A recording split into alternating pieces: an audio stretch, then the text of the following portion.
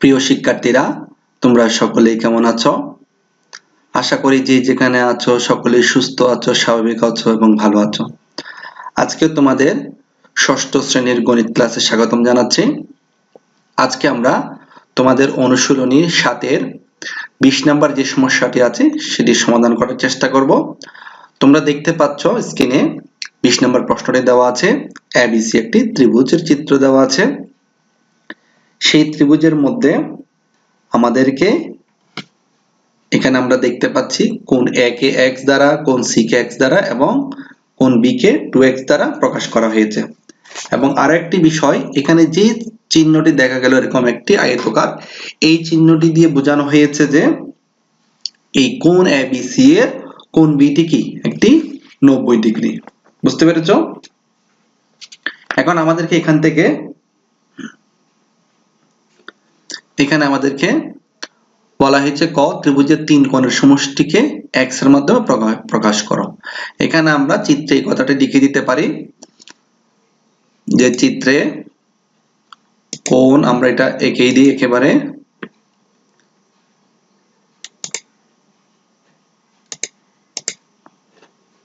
এটাকে আমরা এখানে নিয়ে আসব।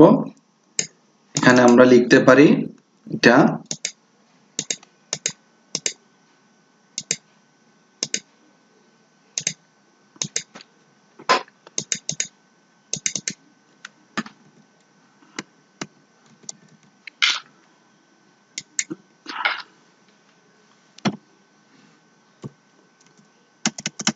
আমরা লিখতে কোণ ABC সমান 90 ডিগ্রি।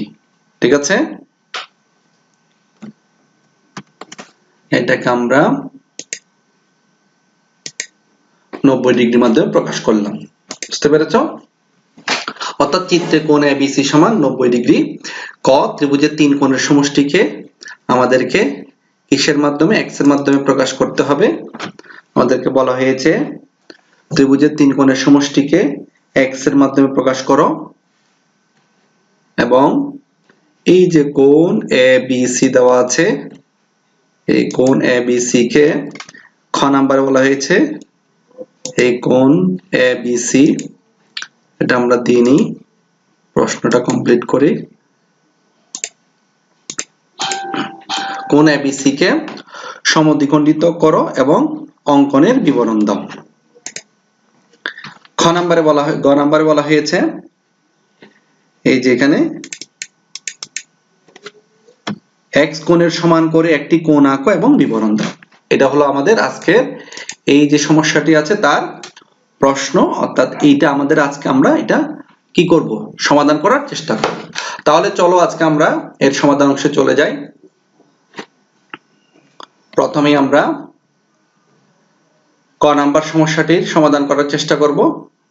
দেখো এখানে লেখা আছে ত্রিভুজ ABC এর তিন কোণ, কোণ A, কোণ B, কোণ C। অর্থাৎ আমাদের যে ত্রিভুজটি ছিল এখানে আমরা দেখতে পাচ্ছি এই ত্রিভুজের তিনটা কোণ আছে, কোণ A, B এবং C।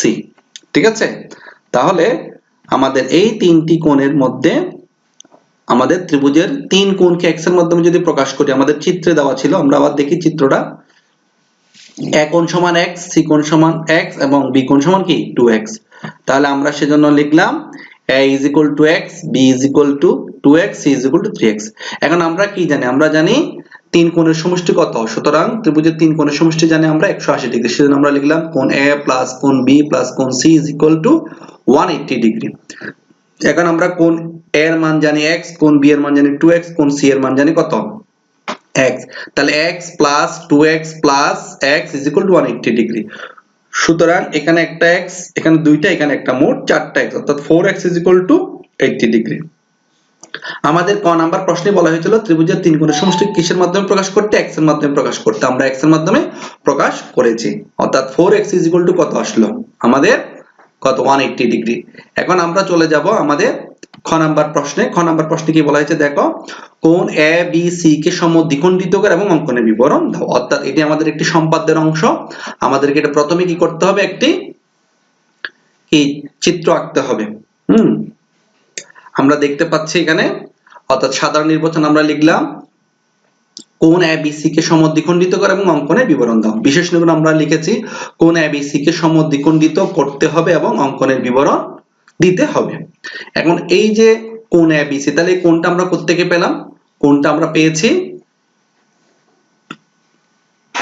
তাহলে আমরা আগে ওই রকম আমাদের এই যে আমাদের প্রশ্নে যেরকম ছিল, অর্থাৎ এই যে প্রশ্নে আমাদের কোণটা আছে সেই কোণটা আমাদের কি করতে হবে? এটা আমাদেরকে আঁকতে হবে। ঠিক আছে, আমরা এটা কি করলাম, এখন না এঁকে সরাসরি আমরা এখানে প্রথমে এভাবে করে নিয়ে নিলাম, পেস্ট করে নিলাম। এখন আমরা এটাকে কি করব? সমদ্বিখণ্ডিত করব। কাকে সমদ্বিখণ্ডিত করব? আমরা এই কোণ এ বি সি এর কোণ বি, অর্থাৎ এটাকে সমদ্বিখণ্ডিত করব। এটাকে সমদ্বিখণ্ডিত করতে হলে আমাদেরকে যে জিনিসটি প্রয়োজন সেটি হলো আমাদের একটি প্রথমে কি লাগবে? আমাদের একটি কম্পাস, পেন্সিল কম্পাস। দেখো আমরা একটা পেন্সিল কম্পাস নিয়েছি। আমরা এর আগে আমাদের কোন মূল সম্পাদ্যগুলো আমরা অঙ্কন করেছিলাম সেখানে কিভাবে একটি কোণকে সমদ্বিখণ্ডিত করতে হয় আমরা সেটা দেখেছি। সেটার আলোকে আজকে আমরা এখন আমাদের এখানে যে এ বি সি একটি সমকোণী ত্রিভুজ দেওয়া হয়েছে, সেই সমকোণী ত্রিভুজের কোণ এ বি সি কে আমরা সমদ্বিখণ্ডিত করব। এই জন্য আমাদের প্রথমে কি করতে হবে? এই পেন্সিল কম্পাসটিকে এনে পেন্সিল কম্পাসের কাঁটাটা বি বিন্দুতে বসাতে হবে এবং এটাকে একটু বড় করে এই একটা বৃত্তচাপ দিব। আমরা এখন এই বৃত্তচাপটা আমরা এমন ভাবে দিব যাতে কি সেটা আমার এইভাবে করে বিসি বাহু এবং এবি বাহুকে ছেদ করে। এটা কোথায় ছেদ করলো সেটা আমি পরে লিখতেছি। এরপর আমরা এটাকে কি করব? এখানে উঠিয়ে এনে এটাকে এখানে একটা বিন্দুতে বসাবো। এইটা বিন্দুটার একটা নাম আছে, সেটা আমি পরে দেখাচ্ছি। এখন আমরা এটাকে একটু ঘুরিয়ে নিব, ঘুরিয়ে অর্ধেকের বেশি ব্যাসার্ধ নিলাম। এটা যেহেতু এতটুকু, এটা অর্ধেকের বেশি ব্যাসার্ধ হবে। এখানে আমি এটাকে এখানে একটা কি করব? বৃত্তচাপ দিব। বুঝতে পেরেছো? এখন এটাকে উঠিয়ে এনে আবার এই বিন্দুর একটা নাম আছে, সেটা আমরা পরে একসাথে দিব। এটাকে উঠিয়ে এনে আমরা এখানে দেখো এরকম করে আরেকটা বৃত্তচাপ দিব। এখন তোমরা দেখতে পাচ্ছ এখানে এই যে দুইটি বৃত্তচাপ দিলাম, এই দুইটি বৃত্তচাপ কি করছে? পরস্পর একটা বিন্দুতে ছেদ করছে। এখন আমরা পেন্সিল কম্পাস উঠিয়ে নিলাম। এখন আমরা এইগুলোর নাম দিব, অর্থাৎ এখানে আমি যে বি কে কেন্দ্র করে যে একটি বৃত্তচাপ এঁকেছি সেই বৃত্তচাপটি কি করেছে? বিসি কে পি বিন্দুতে ছেদ করেছে। তাহলে এখানে আমাদের একটা নাম দিতে হবে, পি বিন্দুতে একটা নাম দিতে হবে। এখানে আমরা নাম দিলাম পি, এবং এই বি এ কে কি করেছে? একটা বিন্দুতে ছেদ করেছে, সেটার নাম দিলাম আমরা এন। এখন আমরা এরপরে কি করেছিলাম? পি কে কেন্দ্র করে পি এন এর অর্ধেকের বেশি ব্যাসার্ধ নিয়ে একটা বৃত্তচাপ এঁকেছি, আবার এন কে কেন্দ্র করে একই ব্যাসার্ধ নিয়ে আরেকটি বৃত্তচাপ এঁকেছি। এই বৃত্তচাপ দুটি কি করেছে? পরস্পর আরেকটা বিন্দুতে ছেদ করেছে, সেটার নাম হলো ও। এখন আমাদের কি করতে হবে? আমরা স্কেলের সাহায্যে এটা আমরা এখন কি করব? যোগ করব। আমরা এটাকে এখানে নিয়ে আসলাম। এখন আমরা একটা ঘুরিয়ে দেব, এটাকে এমন ভাবে নিব যাতে কি হয় আমাদের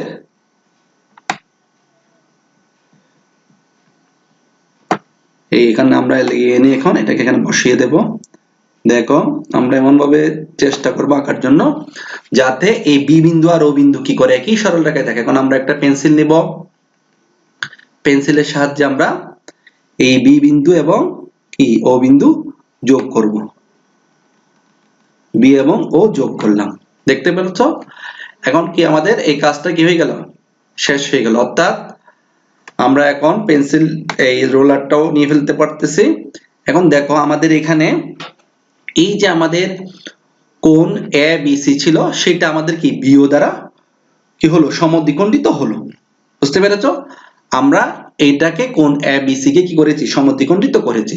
এখন আমরা যে সমদ্বিখণ্ডিত করেছি, যেই পদ্ধতিতে করেছি, সেগুলো আমাদের কি আবার কি করতে বলা হয়েছে? অঙ্কনের বিবরণটা লিখতে হবে, যে আমরা কিভাবে এঁকেছি সেটা বিবরণটা লিখতে হবে। এখন আমরা নিচে চলে যাই, বিবরণটা আমরা কিভাবে লিখবো দেখি। আমরা একটু উপরে উঠিয়ে নিই। অঙ্কনের বিবরণে আমরা লিখেছি, প্রথমে আমরা কি কাজ করেছি? যে বিসি রেখাংশের বি বিন্দুকে কেন্দ্র করে যে কোনো ব্যাসার্ধ নিয়ে একটি বৃত্তচাপ আঁকি। আমরা এই যে বৃত্তচাপটা গেছিলাম না, এটা গেছি, যা কি করেছে? বিসি কে পি বিন্দুতে এবং বিএ কে এন বিন্দুতে ছেদ করে। এরপর আমরা করেছিলাম পি ও এন এই দুইটাকে কেন্দ্র করে পি এন এর অর্ধেকের বেশি ব্যাসার্ধ নিয়ে কোণ এ বি সি এর অভ্যন্তরে আমরা কি এই যে কোণ এ বি সি এর অভ্যন্তরে দুইটা বৃত্তচাপ এঁকেছিলাম। বৃত্তচাপ দুইটি পরস্পর কি করেছে, ও বিন্দুতে ছেদ করেছে। এরপর আমরা স্কেল দিয়ে অথবা রোলার দিয়ে আমরা কি করেছিলাম, বি এবং ও যোগ করেছি। তাহলে এই বি ও রেখাংশটা কি করেছে, কোণ এ বি সি কে সমদ্বিখণ্ডিত করেছে। এভাবে করে তোমরা নিজেরা বাসায় অনুশীলন করবে। যে কোনো কোণ আমি দেখিয়েছিলাম, আমরা প্রথমে 60 ডিগ্রি কোণ কিভাবে সমদ্বিখণ্ডিত করতে হয় সেটা দেখিয়েছিলাম। আমরা যখন বইয়ের সম্পাদ্যগুলো আঁকার চেষ্টা করছিলাম তখন, এখন সেটার আলোকে আমাদেরকে বলা হয়েছে 45 ডিগ্রি কোণ অর্থাৎ কোণ এবিসি কে আঁকতে, সে সমদ্বিখণ্ডিত করতে আমরা কোণ এবিসি টা ছিল একটা 90 ডিগ্রি কোণ, আমরা এটাকে সমদ্বিখণ্ডিত করেছি।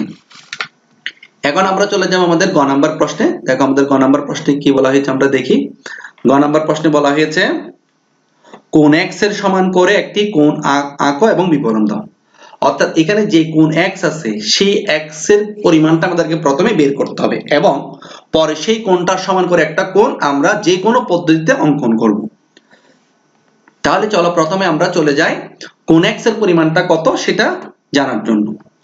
দেখো আমাদের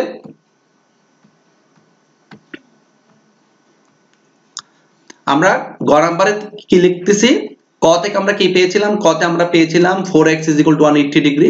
সেখান থেকে আমরা বের করলাম x = 180 / 4, অর্থাৎ 4 দিয়ে 180 কে যদি ভাগ করি আমাদের বের হবে 45 ডিগ্রি, 45 ডিগ্রি।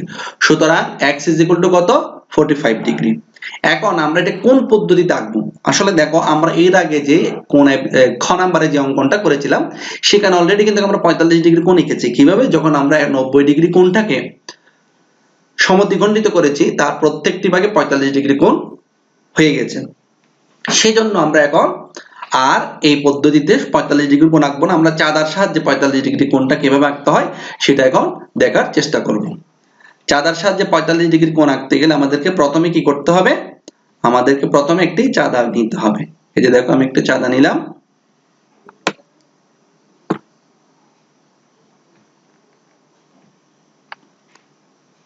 এই চাঁদাটাকে আলগিয়ে এনে আমরা একটা মাঝ বরাবর নিলাম এবং আমাদের যে কাজটি হলো সেটি হলো প্রথমে আমাদেরকে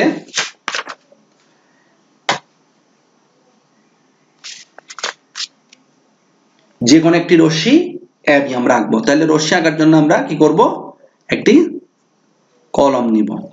কলম নিয়ে আমরা এখানে যে কোনো একটা রশ্মি আঁকলাম। বাঁকা হয়ে যাচ্ছে, আচ্ছা আমরা সেজন্য প্রথমে একটা রোলার নিই, রোলার দিয়ে আমরা এরপরে আমরা রোলার নিলাম, রোলারটা নিয়ে প্রথমে আমরা একটা পেন্সিলের সাহায্যে যে কোনো একটা রশ্মি আঁকবো। এই যে আমরা একটা যে কোনো কি করলাম, রশ্মি আঁকলাম। আমাদেরকে স্কেলের প্রয়োজন হবে সেজন্য এটা নিচে রেখে দিলাম। এখন আমরা যে কাজটি করব, প্রথম ধাপে আমরা কি করেছি, যে কোনো একটি রশ্মি এবি আঁকি।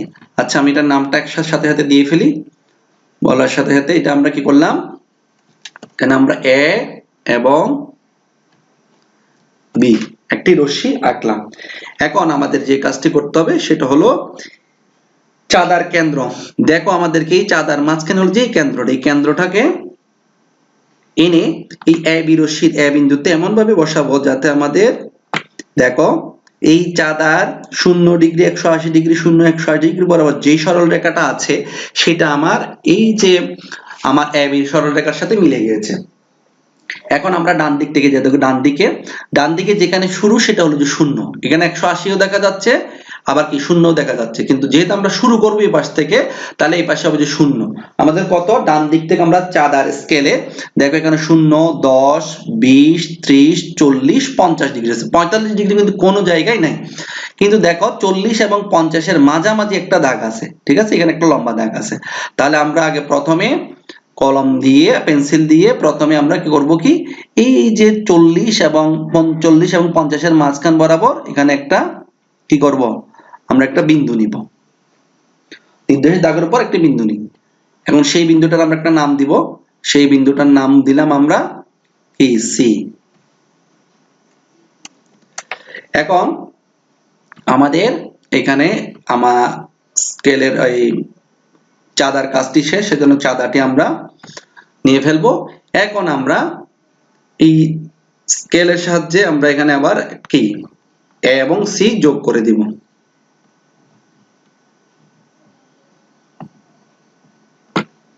ঠিক আছে, আমরা দেখো এটা এমন ভাবে আনবো যাতে এটা এখানে যোগ হয়। ঠিক আছে, এটা আমরা নিয়ে আসলাম। এখন আবার আমরা কি করব, পেন্সিল নিয়ে এ এবং সি যোগ করে দিব। এই এ বিন্দু এবং সি আমরা কি করব, যোগ করে দিব। তাহলে আমাদের কিন্তু কি আঁকা হয়ে গেছে, 45 ডিগ্রি কোণ আঁকা হয়ে গেছে। আমরা এটা কি দিয়ে আঁকলাম, চাঁদা দিয়ে আঁকলাম। এই 45 ডিগ্রি কোণ আঁকার পর আমাদেরকে কি করতে হবে, কোণের একটা চিহ্ন দিতে হবে। অর্থাৎ সেজন্য আমাদেরকে পেন্সিল কম্পাস নিয়ে পেন্সিল কম্পাসটাকে এই বিন্দুতে বসিয়ে এরকম একটা বৃত্তচাপ দিতে হবে। তাহলে আমরা বলতে পারবো কি আমরা কি করেছি, এখানে একটা কোণ এঁকেছি। এটাকে আমি বড় করলাম, বড় করে এখানে একটা বৃত্তচাপ দিলাম। এই যে দেখো বৃত্তচাপ দিলাম। তাহলে আমরা কি করেছি, এখন চাঁদার সাহায্যে আমরা 45 ডিগ্রি কোণ এঁকেছি। এখানে কিন্তু আমাদের প্রশ্নে উদ্দীপকে কোথাও 45 ডিগ্রি কোণ আঁকো সেই কথাটি বলা নেই। আমাদের বলা ছিল কি কোণ x এর সমান করে একটি কোণ আঁকো। তাহলে আমাদের যে উদ্দীপক দেওয়া ছিল সেই উদ্দীপক থেকে আমরা ক নম্বরে 4x সমান 150 ডিগ্রি বের করেছি। তাহলে সেখান থেকে আমরা x এর মান বের করেছি। x এর মান ছিল আমাদের কত, 45 ডিগ্রি। এখন আমরা চাঁদার সাহায্যে একটি 45 ডিগ্রি কোণ আঁকলাম। বুঝতে পেরেছো? আমরা যেহেতু রশ্মি বলেছি তাহলে এটা আমরা একটু রশ্মির চিহ্ন দিয়ে নিই। এখানে এভাবে করে আমরা দিতে পারি। এই যে রশ্মি হয়ে গেল। এখন আমরা যে কোণটা আঁকলাম সেটা কিভাবে এঁকেছি তার বিবরণটা আমাদের কি করতে হবে, দিতে হবে। তাহলে আমরা প্রথমে নিলাম যে কোনো একটি রশ্মি AB আঁকি। ABটা আমরা এঁকেছি।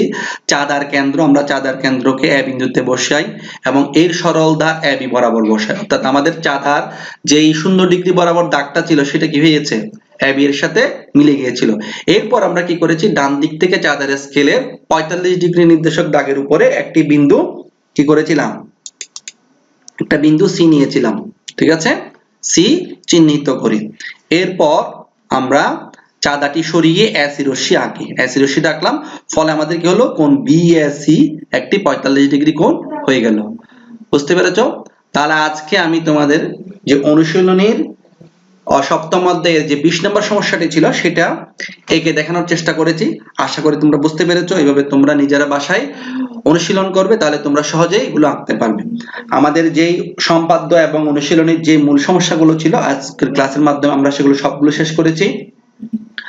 আশা করি তোমরা সবগুলোই বুঝতে পেরেছো। যদি বুঝতে না পারো তাহলে পূর্বের ক্লাসগুলো তোমরা পুনরায় দেখবে এবং ভালোভাবে অনুশীলন করবে। পরবর্তী ক্লাসে তোমাদের এগুলো প্রয়োজন হবে। আজকে এখানেই শেষ করছি। তোমাদের সকলকে ধন্যবাদ।